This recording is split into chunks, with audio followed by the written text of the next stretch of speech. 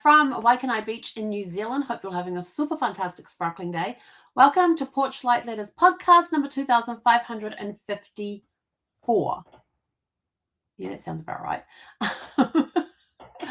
Where was your family when they visited their ancestral homelands? I'm going to put lands in there. It does say land, but I'm going to put lands because we come from many different places. I love this question because I just did this on today's Thursday, US day, New Zealand. So it was Monday, which would have been Sunday, US time. We drove up to Palmerston North, which is where I was born, lived in my first, all of that sort of stuff. My beginnings are in Palmerston North. So we went on a road trip. Had a fantastic day walking down memory lanes, talking about lots of different memories and things. I have not yet done the ancestral road trip to England, Ireland, and Scotland yet, and Cornwall. It is on my list. There's a lot of places that we've got to cover. So working out where I want to go, what time of year I want to go. I would like to go see the Edinburgh Military Tattoo, which takes place in August of every year. If you've never been to Edinburgh and never done the military tattoo, it is the most amazing live. I've never seen it. I've seen it live on TV. I want to experience in person. But on TV, I am in awe of that show, of the military tattoo. It is just incredible, amazing. I just want to be there at the castle watching it for a completely different experience. So that's always been on my bucket list since I was a kid. Traveling to Scotland and seeing where the Ross clan came from, which is what I descend from. And there's other clans in there as well, but that married into the Ross clan. Going down to Warboys and seeing the manor house. I've seen lots of photographs of it. I've heard lots of stories about it, but I'd love to see it in person and experience in person and walk through the graveyard of the church that's right in front of it.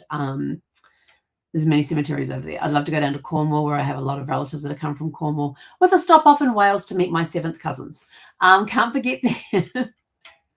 Got to go visit them as well along the way. These are cousins that I've met online through DNA testing, which is really cool. So I got to meet them, and I'd love to go meet them in person. They're from my mum's side of the family. Where else do I want to go? Kent is where my great-grandfather was born.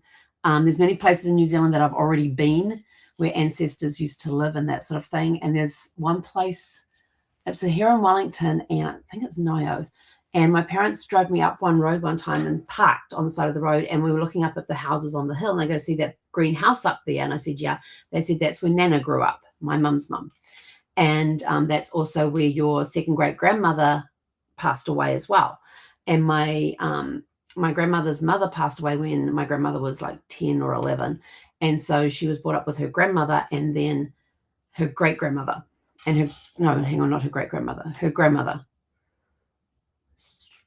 I've got to figure out all the grandmothers.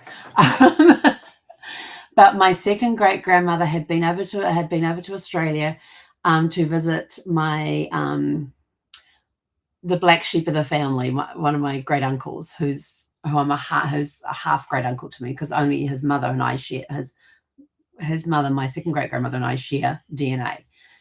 He was born from the second husband, because the first husband, who was my second great-grandfather, passed away in a mining accident. So there's places in New Zealand I still have to go. But anyway, so she'd come back from Australia from visiting her son in jail, and she passed away a few days later. And the story that I always got told was that they had to take the pantry door off its hinges and lay it on top of the table so they could lay her on top of the door, because their table was too short to lay her body on after she passed away and prepare it for burial. Yes, they did that and this is back in the early 1900s. Yeah, early 1900s. So they had to lay her on the pantry door that was on top of the table. Yes, where you eat. They would lay dead bodies on tables back in those days, and you would prepare the body for burial. So I always remember hearing that story. I'm not sure if my grandmother ever told me that story, or if it was mum that was the only one that ever told me that story. But I got to see the house from a distance because it was across the valley and up the hill. My maternal grandfather, my papa, we got to see the house that he was raised in Dunedin. And it's just on this little street. You go up this really steep hill, not Baldwin Street, which is a few streets down. which is the steepest residential street in the world. But this one was pretty steep to get up there, and we get there and we turn off on the thing, and he was the second house in from the corner. And I've been taken there a couple of times. I've even found it myself one time. So I've been taken there twice, and I have found it myself once. And so that was pretty cool to see that place. But it's really cool to go to places where your ancestors are from. Sometimes it's a very surreal feeling that you are standing on the ground or walking in the streets that, your grandparents, great-grandparents, great-great-grandparents used to walk on as well, that your ancestors would walk on, whether they were going down to the store or going to church or going to school or wherever. And driving around in Palmerston North on Monday was, again, one of those moments. We went past my grandparents, my mother's parents' place, and I think mum said they moved them when she was like 6.5. I only ever knew my grandparents in that place, except for Nana in her later years when she was in a retirement village. But for a majority of my life, my grandmother and my grandfather, Nana and Papa, lived in this one house. And then we would always go visit them. And while there, they actually split the house in half and had a front flat and a back flat, which they then put an upstairs area on that had 2 bedrooms and a sunroom up there. Down underneath, they'd put a single-car garage. They'd put a sewing room for my grandmother, and an area under the stairs was put with shelves for all of her preserves. And in that sewing room, there was also bunk beds that Marie and I used to sleep in as well when other rooms were being taken. That's where we got sent to.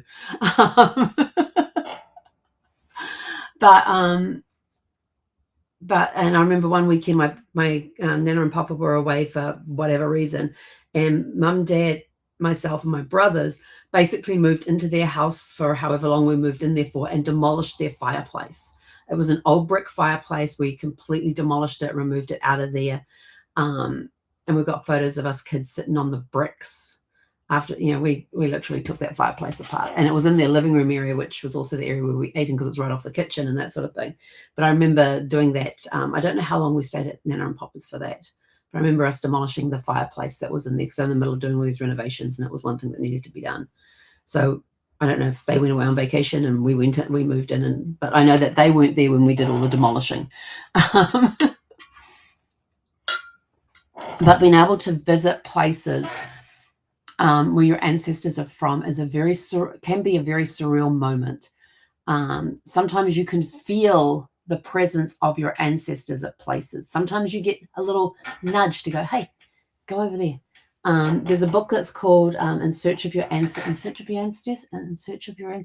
I do have it, but it's just not on the bookcase.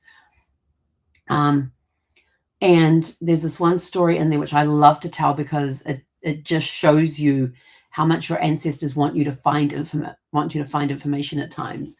And this couple are going to this little town somewhere in America. I don't remember where. I want to say they were somewhere on the eastern seaboard side, but don't quote me on that. They were in some state in America heading to some small town where her grandparents had lived. No, her great-grandparents had lived, because she wants to go visit the cemetery to visit their grave and get, it's one of the things that we as genealogists want to do. We want to go get the facts. We want to go there. We want to go to the office. We want to look at the plot records. We want to see who's in that grave, because the tombstone won't list everybody that's in the grave.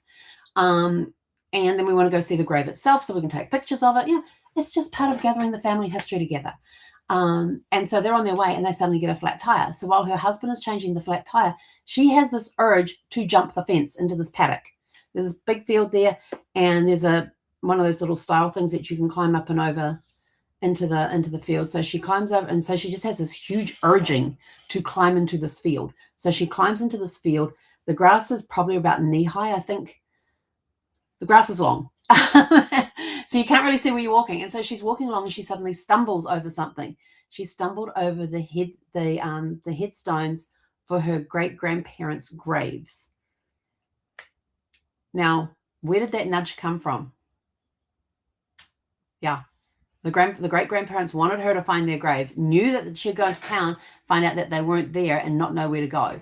So they may have caused the flat tire. We don't know. It's all part of that woo-woo thing. I believe in a little bit of woo-woo. Some stuff is a little too woo-woo for me, but most of it I can pretty much handle. And so hearing this gave me chills. The fact that had they not had the flat tire, then they wouldn't have come to this paddock. And if she'd not had this niggling, this urging, this prompting to climb over into this field, they would not have found those graves, because they would have got to the cemetery and go, we don't have them, in this little town. And they're about 5 miles out of town. So they wouldn't know to go look 5 miles back in this paddock, because there may not have even been a record of their burial, because they may have been buried on what was a family land at the time. Which is what they suspected anyway. But the fact that they had the flat tire, she had this huge urge to go into this paddock, and then she wandered in this paddock in the direction that she was prompted to go in. She just had this feeling that she had to go this way, and she trips over the headstones of her great-grandparents. How cool is that? I mean, that just gives me goosebumps just thinking about it. And every time I tell the story, I get the goosebumps again, because it's just, we think people, for me, I believe that people, when they pass away, they're still with us in spirit and still watching over us and become part of our spiritual council. I believe we all have a spiritual council of whatever religion you believe in, whatever you believe in is your deity. For me, it's God and his angels and his son, Jesus. But, that's my beliefs. I'm not imposing them on anybody else. Everybody has their own beliefs. And I just believe that makes up part of my spiritual council. And the other part of my spiritual council are family and friends that have passed, and even the dogs, my 3 dogs that have passed away. So Monday was also a good day to go do that too, because it was the 1 year anniversary of Zeffie's passing as well. And that's still a struggle to this day, because she was with me 24/7, and not being with her 24/7 it's a big adjustment. It's a huge adjustment. The only time she wasn't with me was when I was traveling, where I couldn't take her with me, and she would be at the dog sitters for that. But, visiting your ancestral homes, there's something about it. There's something that when you are there, you may get some vibes or some promptings or some urgings to go look in a room of a house if you're looking through a house, or if you're in a town to go visit a particular store or pub. Because, pubs were the big community centers in those days. The pubs doubled as churches, they doubled as courthouses, they doubled as schools. Doubled, that's a lot of doubling.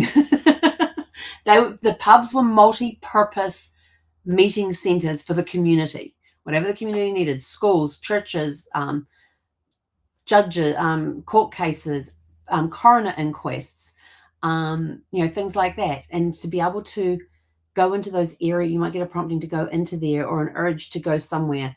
You just get this feeling that you got to go this way, not that way. You want to go that way, but you get this feeling that's pulling you this way. So follow those feelings when you're in places where your ancestors live, because they may be revealing to you something that you didn't know about. It might be a little secret that they're opening to you, or you think that the place they lived in is that way. They're actually showing you up, it's this way.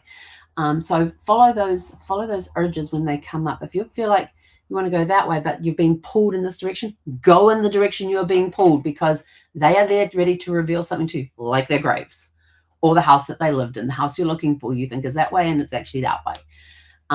So there's a lot of stuff around visiting ancestral homes. Now, I've been in the process for many years of organizing my genealogy tour through the UK. So Cornwall, England, Wales, Scotland, Ireland. I think that was it. Yeah, so doing a genealogy tour where I can go and visit places where ancestors were. It's just such a cool feeling. It's such a cool feeling. And one of my favorite TV shows to watch is Who Do You Think You Are? They get taken to places their ancestors were, imprisoned during a war, or where their house was that they were born in, or where the house was they got married, the church they got married in, whatever. They get taken to these places where their ancestors lived, and they're feeling those connections to those places. It also brings your ancestors more alive for you, that they actually walked in these streets, they worked here, they lived here. So think about that. Think about, where did my ancestors come from? Because visiting your ancestral homeland is unlike any other journey. It's more than a holiday. It's a chance to stand where your family's story began, to walk the same streets, look across the same countryside, visit the same churches, and breathe the same air as your ancestors once knew. Suddenly, names on a family tree become real people who lived real lives in real places. Yes. They suddenly become alive for you. And if you tie in some historical event that took place that they were involved in, that event now becomes more personal for you because your ancestors took part in it. For many people, the experience is deeply emotional. Seeing the village where an ancestor was born, finding the family home, standing in the church where generations were baptized or married, or walking through a local cemetery creates a connection that no document or photograph can fully capture. It's often the moment when family history truly comes alive, and it really is.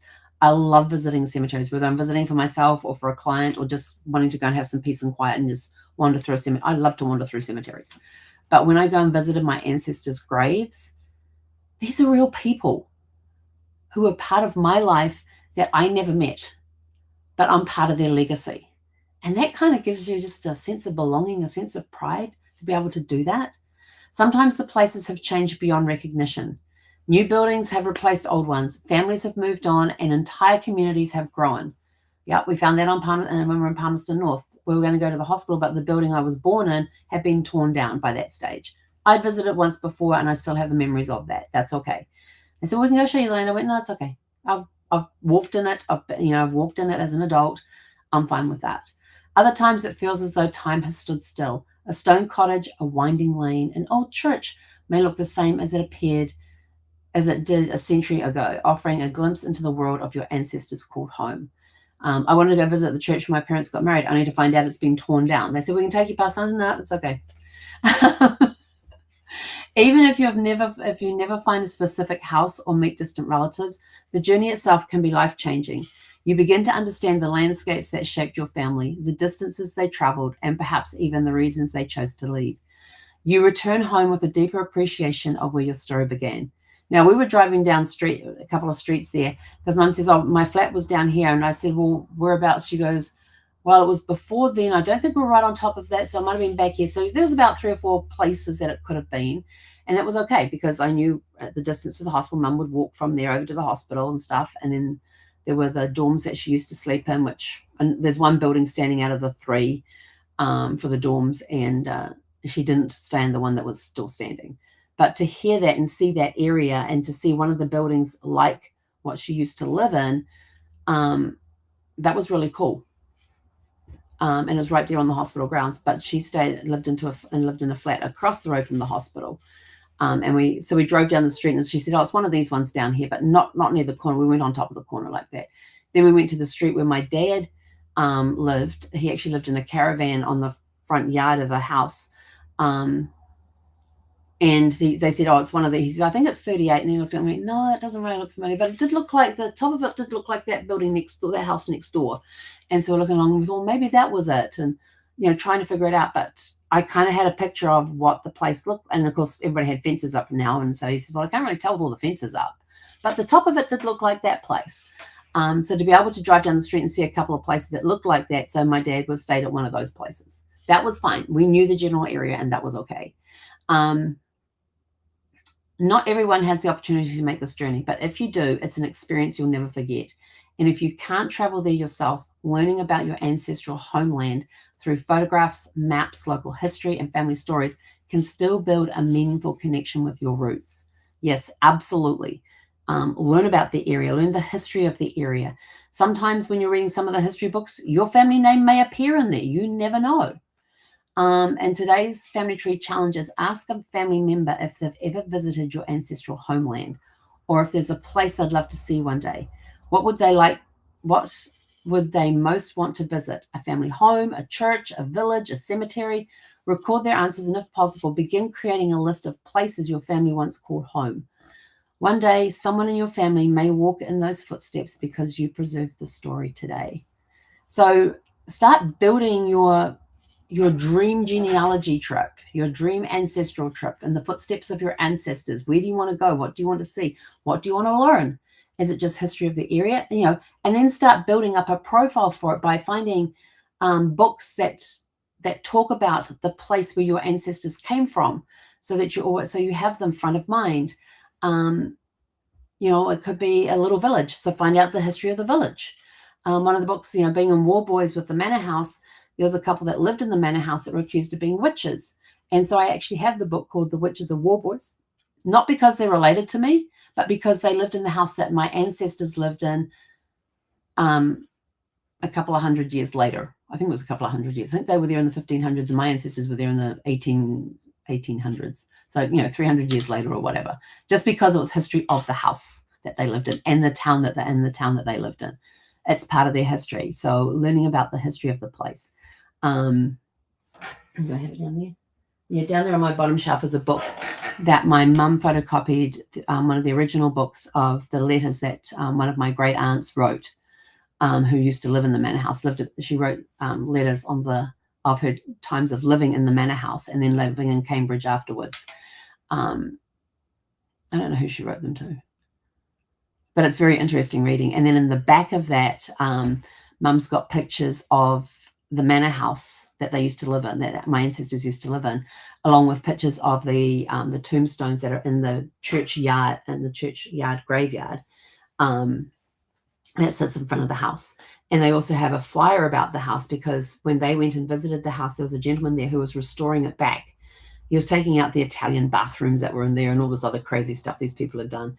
And so he took them for a walk through the house, but he gave them a flyer that showed all the people that had owned the house over the years, what it had been used for, and that sort of thing. So there's a little history of the house in there, which was it's pretty cool to read. So, I've got the stuff that I'm gathering about the places that ancestors are from. So go create your own ancestral in the footsteps of your ancestors file that has the places that they've lived, where they went to school, church, what occupations that they had at the time.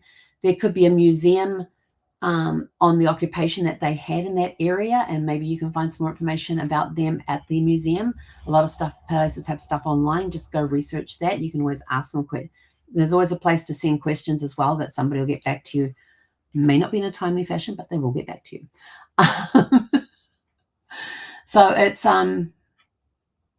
start planning the trip and start creating a file with information about that area, historical information. See if you can find if that place still exists that they used to live in. Use census reports. Use all the genealogy records that you can find about those people to create their profile, and then start filling in gaps with history from the areas that they used to live in. If you can find old maps from the day, photos of the houses from the day. Some of the family history societies may have photos of yesteryear in there, so go check those out. Use archives, state archives, national archives. They may have information there as well. There's a lot of different resources you can find some historical information in. So go out there, ask the questions, create your own file. Yes, mine is being created. And it's a lot. And let me tell you that. So with that, we are out of here. Go out, have a super fantastic sparkling evening, and we'll catch you guys back here tomorrow evening at 6 p.m. Pacific. What is tomorrow? What's the date today? I got to keep an eye on the date. Tomorrow is the 31st here in New Zealand. So tomorrow is going to be a special episode. It will be episode 2555. And that is the eve. No, that is the night that we complete year 7 of daily lives.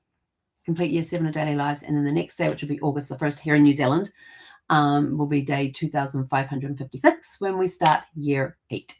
So tune in tomorrow evening. We may or may not have a guest on. It's dependent. So it could just be me rambling about the last year. But we're hoping that the guests can be on, but that's completely up to their timetable and everything else that they're doing.